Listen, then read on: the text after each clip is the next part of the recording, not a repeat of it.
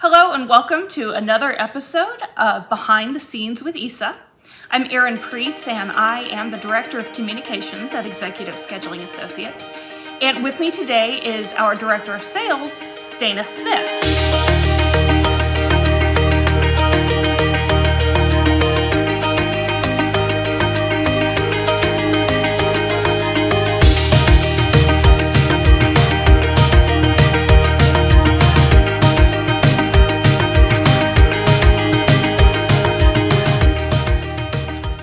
Now, Dana holds kind of a unique position in this company because aside from the owners, she is the most tenured employee that we have. She's been with ESA for 15 years. And so she kind of has a unique perspective on how the company works, how it's grown to what it is today. And Dana, I'd love to hear from you what kind of gives you this perspective that nobody else really has. Thank you, Erin. Well, yes, I have been with ESA for 15 years, and I've started just as a scheduler myself when my boys were little. They were 4 and 8 years old, and I just had that flexibility in my schedule that allowed me not only to be able to work and work remotely at that, but also be a mom at the end of my workday and still be available to my children. And I have just grown here at ESA from starting as a scheduler, moving into team leadership, account management, and then finally director of sales here at ESA. So I just think my experience being not only a scheduler and a manager of a team of schedulers helps me speak the language and speak to our clients that come on board, because I have a realistic expectation of what we can do for them and the service we can provide for them.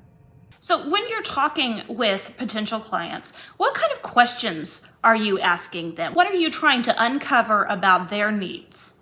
A lot of questions. They probably think I am interrogating them, which in a way I am. We need to know, the most important thing is, what does success look like to them? I need to ask them questions about their territory, how long they've been with the firm, what product does their firm offer. There's so many factors we take into consideration before we place a meeting expectation on their account. So that success target, what success looks like to them, is a matter of them telling me what is that golden number that we need to get to help them really, finish strong at the end of the year. What meeting target do we need to set for our schedulers on their account to help them finish strong at the end of each year, where they see our results at work? What you're saying is that success is different for each of our clients. Each of our clients is unique and their situations are unique. What do you want to find out from them that will help you to hone in on that uniqueness and that special thing that makes them stand out among everybody else? Some of the questions I ask are how long they've been with the firm, how long they've been in their territory, and what product they cover, just because depending on those few factors, they'll all produce a different result.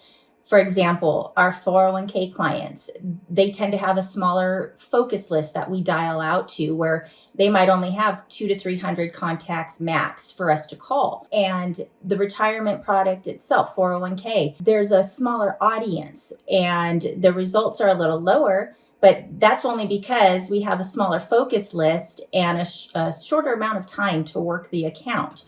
So ESA has a really wide range of clients who have different products and territories and tenures, and they're up against different types of challenges. How do we create success for such a wide range of clientele?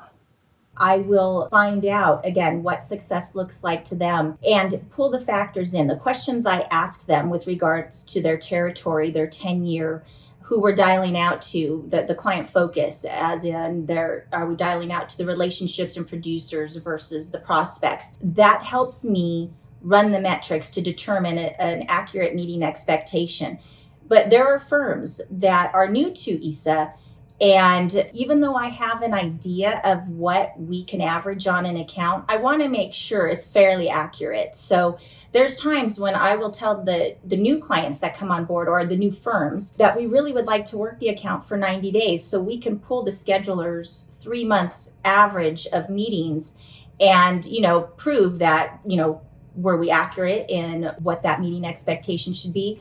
Or where are we missing the mark? Is there something in their data that's proving otherwise that is, allowing us to get a different result? Or are we exceeding the target? Because we always want to meet and exceed targets. ESA does a lot of background work to get to know the clients before we ever start scheduling. Tell us about the specifics that make us different from other scheduling firms. What makes ESA stand out above other scheduling firms is just the fact that we're results based and we're W-2 based. All of our schedulers are W-2 employees, so we can legally supervise them. In addition to that, we have our own proprietary scheduling software called ESA Dialer. That just helps us to be so focused and efficient in our dial sessions. It's a technology we have in place that a lot of other firms might not. On top of that, we provide the proof of work to our clients. They are provided with call note reports that generate over the weekends and their date and time stamped. It shows them who the calls and emails were made out to, the result of those calls and emails. So that always helps our client keep a pulse of the feedback that their scheduler is getting in the territory. In addition, we always have an added layer of support for our clients and our schedulers. These are our account managers. They're the second set of eyes on every account. They oversee all of the schedulers at our firm. They want to make sure that the schedulers are hitting call volume and meeting targets each month and just continued coaching and training for their team of schedulers. But we also want to make sure that those account managers are reaching out to our clients on a monthly basis at startup, and then it falls off to, I'd say, about quarterly or every 6 months moving forward. But we always want to be proactive with our clients and making sure they're fully satisfied with the services that we're providing.